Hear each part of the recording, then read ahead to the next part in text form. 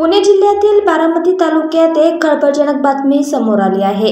अभ्यास करत नाही याचा राग मनात धरून बापाने पोटच्या मुलाची गळा दाबून हत्या केल्याची मन हिलावून टाकणारी घटना घडली आहे। 14 जानेवारीला दुपारी 2:30 वाजण्याच्या सुमारास पियुष वय 9 वर्ष घरात असताना त्याचे वडील विजय भंडवलकर यांनी त्याला अभ्यासाविषयी ओरडा केला। यानंतर तू सारखा बाहेर खेळतोस, तू तुझ्या आईसारखा वागत माझी इज्जत घालवतो असे म्हणून त्यांनी रागाच्या भरात पियुषला भिंतीवर आपटले। त्यानंतर गळा दाबून त्याचा खून केला। धक्कादायक म्हणजे यावेळी त्यांची पत्नी शालन विजय भडलकर हे देखील तिथे होती, पण तिने पतीला अडवले नाही। या प्रकरणी पोलिसांनी विजय गणेश भडलकर, शालन विजय भडलकर आणि संतोष सोमनाथ भडलकर सर्व राहणार होळ, तालुका बारामती, जिल्हा पुणे यांच्यावर गुन्हा दाखल केला आहे। धक्कादायक बाब म्हणजे गुन्हा लपवण्यासाठी एक प्लॅन तयार केला होता। त्यानुसार संतोष भडलकर यांनी मुलाला निराईतील एका डॉक्टरकडे नेले।